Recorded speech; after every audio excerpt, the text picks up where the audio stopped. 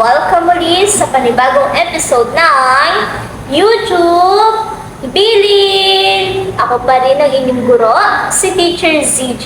Inahadang samahan kayo sa muling paglalakbay sa ating wika. Bago tayo magsimula, nais ko muna kayong tanungin. Napansin ba ninyo na sa loob ng klase, hindi pare-pareho ang kakayahan ng bawat isa sa pagsasalita ng Filipino? May ilan sa inyo na kayang magpaliwanag.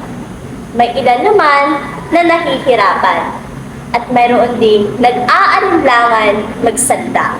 Halimbawa, kapag tinanong kayo ng ano ang iyong opinyon, ang iba ay nakakasagot ng mahaba at malinaw. Samantalang ang iba ay, okay lang po. Bakit nga ba nagkakaroon ng ganitong pagkakaiba-iba? Kaugnay nito, tatalakayin natin ngayon ang pagkakaibang antas ng pag-unawa sa wikang Filipino. Limitadong paggamit nito sa klase at kung paano ito nagiging hamon sa pagsasalita. Ano? Tara? Tara!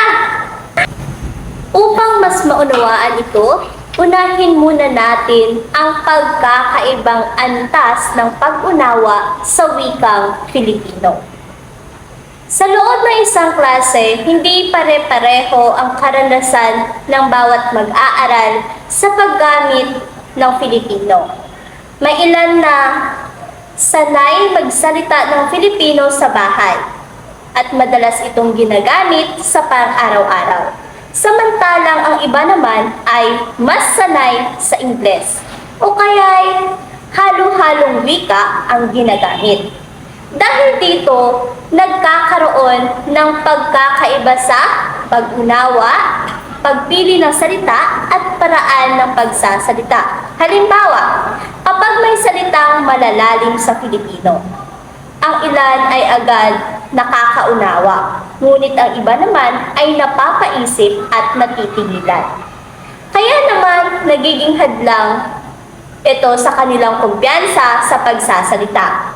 Ngunit tandaan, ang pagkakaibang ito ay normal at bahagi ng pagkatuto.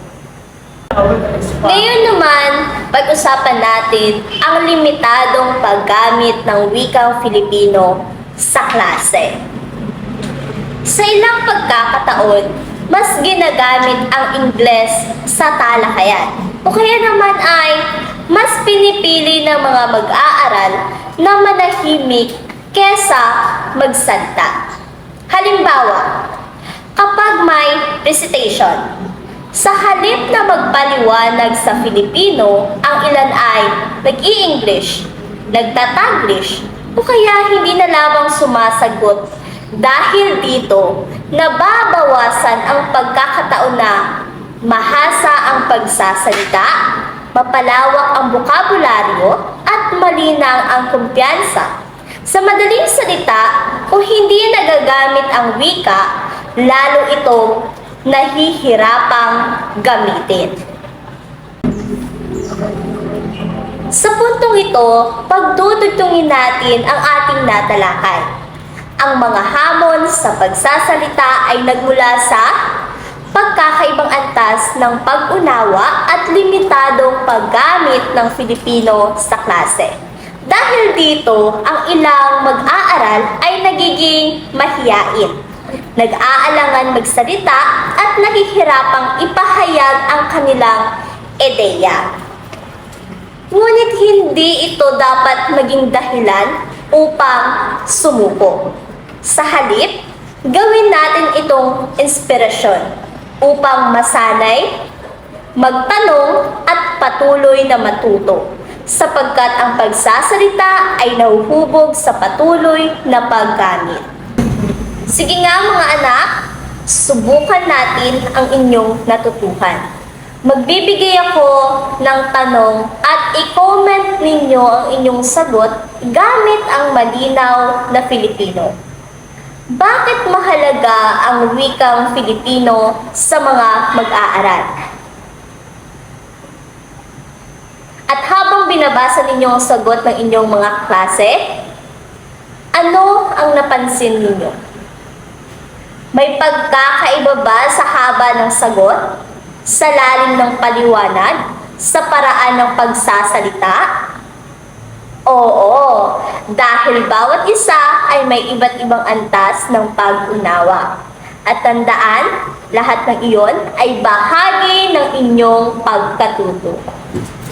Mga anak, bilang pagtatapos, ang bawat isa sa inyo ay may kanya-kanyang kakayahan sa pagsasalita. May nauuna, may nahuhuli, ngunit lahat ay maaaring matuto. Kaya tandaan, huwag matakot magsalita. Huwag ikahiya ang pagkakamali at higit sa lahat, gamitin ang wikang Filipino sa abot ng inyong makakaya. Sapagkat ang mahusay na pagsasalita ay bunga ng pagsasanay at lakas ng loob. Sana ay may natutuhan kayo sa ating talakayan sa araw na ito. Huwag kalimutan, ang pagkakaiba-iba ng kakayahan ay hindi kahinaan. Ito ay pagkakataon upang mas matuto. Huwag niyong kalimutang i-like, i-subscribe at pindutin ang notification bell para maging updated kayo sa mga panibago nating video. Huwag din kalimutan pindutin ang share button upang maibahagi ang video ng kaalaman at payo sa iba. I-comment ninyo sa ibaba ng video ano ang wikang kinalakhan ninyo o ano ang wika ng inyong rehiyon.